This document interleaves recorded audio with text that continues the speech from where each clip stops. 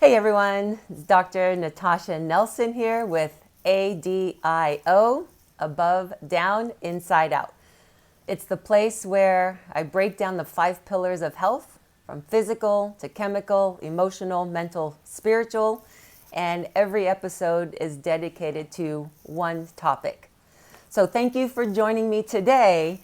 I'm really excited about this episode. It's one of the most requested things that people ask me to talk about and to share. And it's about setting boundaries. It's anytime I do any writing or speaking, it's the one topic that generates the most interest on and questions. It's about how to set boundaries, how to have boundaries, because at some point we have all experienced our boundaries being broken and how that feels and the trigger of feeling angry and all of these things. And it comes down to having boundaries. So that's what I want to take a bit of a deeper dive in today with you. So let's start with, well, what are boundaries? People talk about having them, but what are they? And what does it mean really to have them? I look at boundaries as just a set of rules that each individual we come up with, that we design for our life, and that we would like for people to acknowledge and, well, we'll dive into it, but it's really how we design our life and how we want people to treat us. It's how we want to be treated. Having boundaries is about just a set of rules. Some of the rules we would like them because, they would make life so much easier. Some rules we have them and we realize it makes life harder, and that's okay. If you think about your boundaries, well, where did they come from? Well, we create them from our own internal set of values. Their principles, our morals, our beliefs, that they are internally, but we've learned some, we pick them up, really young, we pick them up over time. Often we have them, we don't even realize where we pick them up and why we have the rules that we have. And it's oftentimes, it's not until they're broken that we realize, well, one, we may not have had them there, or they weren't clear, or it's just time to really pay attention to see if they're really serving us or if we need to change them. Most people, anytime you talk to people, everyone says that they want to have boundaries or want to put them up, but aren't really sure what that even means. Like, how do you really implement practically? So that's what I would want to do today, is the practical application of how to set and uphold boundaries in your life. So where to start? Well, where to start is, I want you to think about a rule, boundary that you want people to adhere to for you. And some of the common ones that we hear is, treat me with respect. And I start with that one because we hear it so often, but what does that even really mean? How do you implement that? How do you articulate that? How do you convey the message so that it can be heard and understood? So that's part of the first half of the rule is, can you articulate it clearly enough so that you can speak it and share it in a way that others can hear it? Well, what exactly does it mean when you're like, treat somebody with respect? What does that look like? How do you measure it? Is it does it mean, oh, be nice to me? Don't yell at me. Don't talk about me. So as I start to say this, you're probably going, oh yeah, there could be different interpretations for what it means to have respect. Is respect something like, well, do what I say and do what I want you to do, and that's a sign of respect? Or is respect, are you thinking, oh, you have to like me, because that's respect? And when I say it that way, I hope that you are laughing with me in recognizing, as I'm saying out loud, the things that we may be saying, or may be unconscious, or we hear it and go, that doesn't even make sense. So you can see how easy it is to feel disrespected or disrespect somebody else when we're there, if there's no clarity on what that even means to begin with. So I've also heard someone give boundaries like, oh, be kind, treat me with kindness. Okay, but what is kindness? What does that look like? How do you measure it?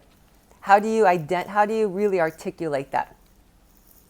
What does it mean? What does it look like?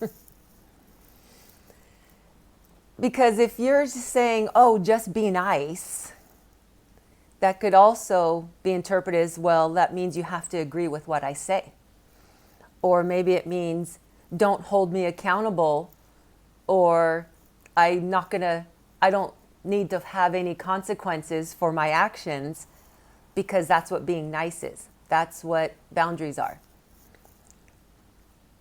So as I'm talking, I hope you're going, oh yeah, and recognizing a place in your life where maybe you're upset that somebody is breaking and not upholding your boundaries, but maybe you're starting to realize, oh wait, I wasn't really clear in what my boundaries or rules were.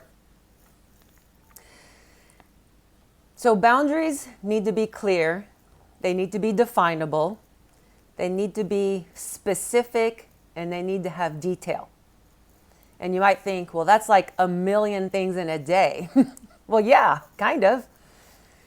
Because you will have different rules and boundaries with different people, different situations. At the heart, there's going to be a lot of similarities, but they may show up differently depending on where you are.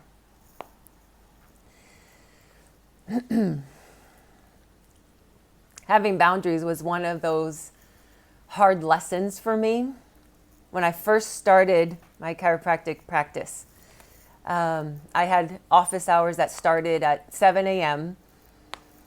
and I had people that would be like, oh, well, can I come in at 6:45 so I can, if you're in the LA area, so I can be on the 405 earlier and get to work. And while I didn't want to start earlier, I was afraid to say no. So I would say, yes, come in at 6:45. And at first I didn't mind, but over time I started to. Because then what happened is 6:45, somebody would say, well, can I come in at 6:30? If you're already going to be here, it's only a few minutes earlier. And I would say, okay. And then instead of being done at, 7 p.m., somebody would call and say, I'm running late. Can you stay for me? I'll be there. And then it would be 7:15 and then 7:30. And I didn't want to. But I was afraid to say no. I was afraid that I would lose them as a client, that they wouldn't want to be a patient in my office. And then I was afraid that I wasn't going to, if they weren't patients, I would be losing money and I wasn't going to be able to sustain my business. Like all of these things started to creep in. And so I would say yes. And then I started to resent it, because I just didn't have the strength, to speak and have the boundaries that said, well, these are my office hours, and that's it. I was afraid that they would leave, that they would judge me, that they would talk bad about me. All of those fears would go into why I would say yes when I didn't want to.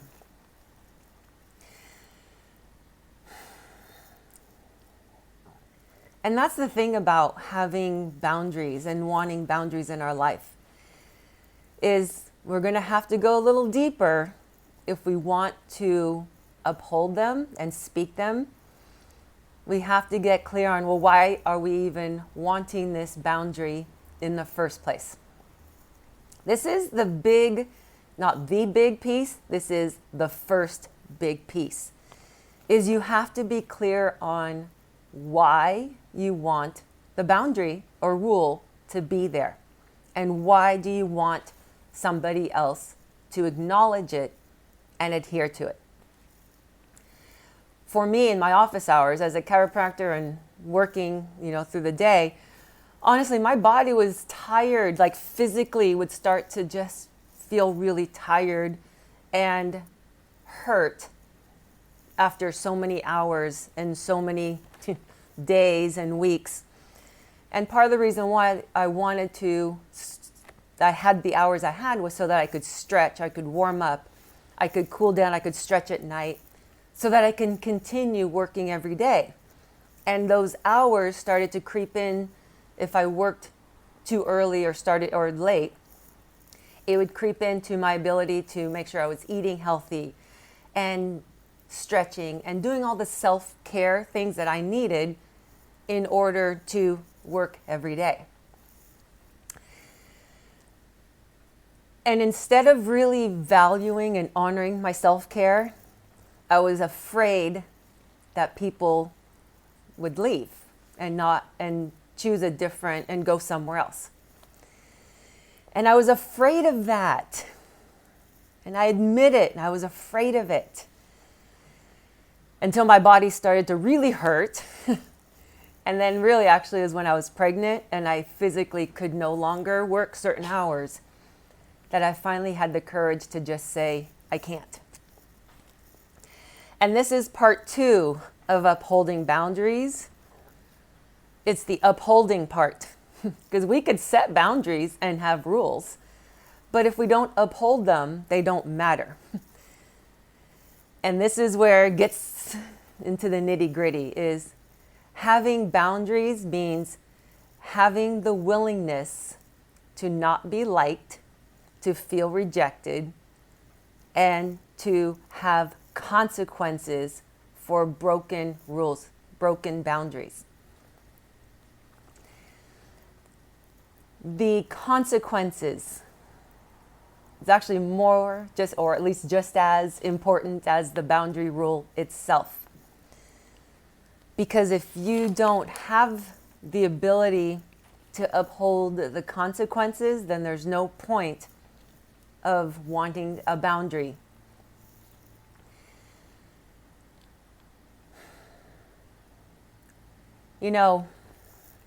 So I go back to in the beginning when I had my practice, and I was so upset when I would stay late and so resentful and angry to go in early. And then I would be mad at the person, the patient that came early. And I really would go home at night and realize I was mad at myself. Really, I was mad at myself for not having the courage to say what I really wanted to say.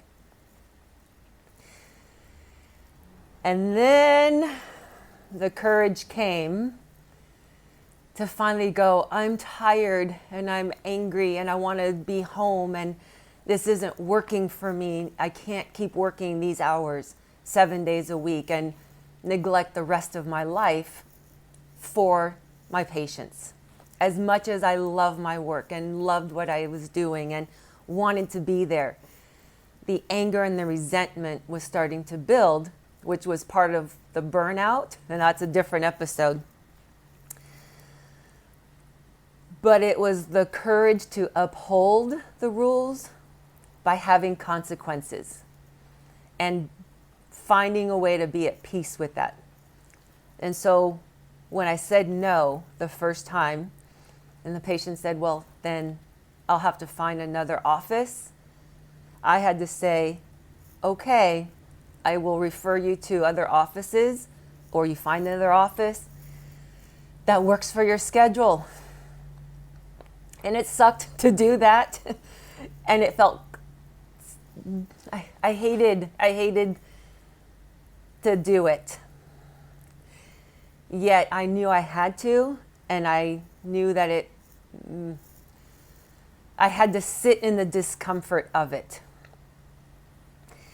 As I was raising, my daughter, and she's 15 now, it's the same idea of having boundaries with her. That she'll be mad at me, not for having the boundary, but for upholding it by having consequences. There are consequences when the rules are broken. And she hates me. And she'll tell me, and she'll scream and slam the door, and I just have to know, okay, well, so she's mad at me. So she doesn't like it. And that's okay. Because once you say that you want a certain rule or boundary in place, you have to agree and be ready for the consequences when that rule is broken. Because eventually, it's going to happen. Because I was so resentful and angry. And when I was really honest, I realized I was angry that my patients asked me to come in early and asked me to stay late. I was angry at myself more for not upholding the rules and boundaries I wanted and not having the courage to speak up. Because really what I wanted, it's kind of, I think, what a lot of us think about is, well, it would just be easier if people just didn't ask me to do things I didn't want to do. Wouldn't it just be easier if my patients didn't ask me to come in early or stay late? Don't they just know? Can't they just not ask me to do something that's uncomfortable? Can't they just not ask me? And if you think about it, it's like, well, yeah, it'd be easier if they didn't ask, but why should I hope and wish that they wouldn't ask so that I wouldn't feel uncomfortable? Because then I realized, well, that was also interfering with my willingness to ask people for help or ask for anything. I ask people for help if I need it, because I know that they're allowed to say no, and it's okay if they do. Just like I am okay if people ask me to stay late or ask me for help, and if I can, I will. If I can't, I'll say no. And if they don't like me for it, if they judge me for it, if they want to leave me because of it, being okay with that.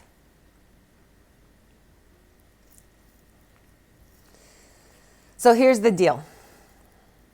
You cannot ask somebody else to do something for you or uphold your rules and boundaries if you aren't willing to do it for yourself.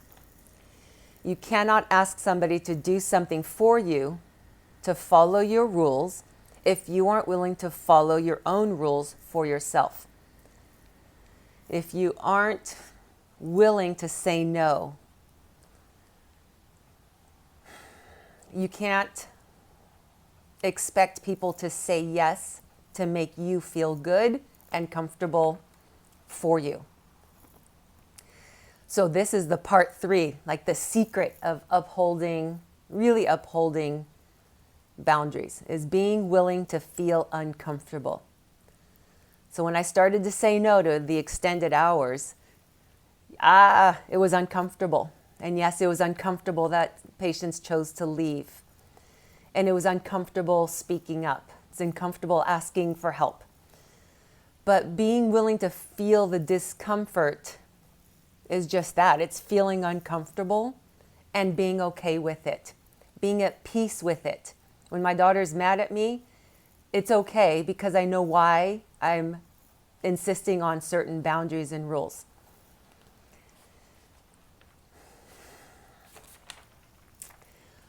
So if you're wanting to implement boundaries, where to start? You got to start with be willing to be judged and feel uncomfortable. Be willing to feel so uncomfortable. And even if you're fumbling when it comes out, or you're fumbling and you're shaking and it's uncomfortable, be willing to feel that. Be willing to say no, even when you don't want to. Be willing to say yes if you don't want to.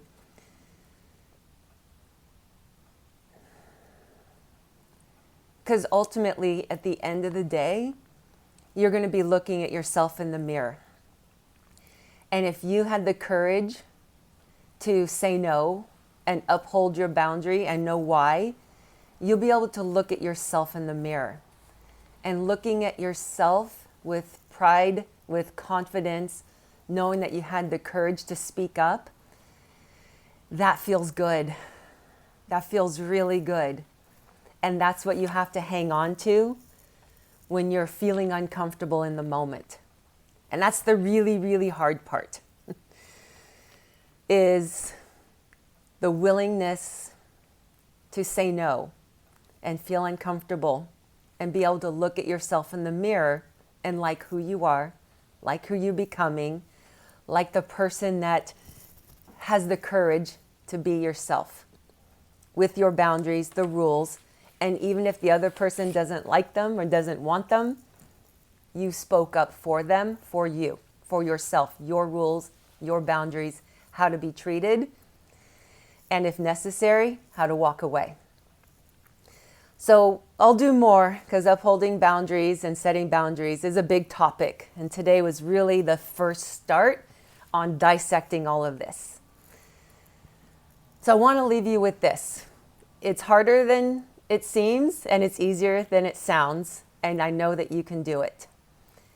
You're worth having boundaries. You're worth upholding boundaries and setting boundaries. And you need to matter enough that you hold them for yourself. So that's today's lesson on how to hold and uphold and set your boundaries. And that's all I have to say for today. All right, until next time, bye.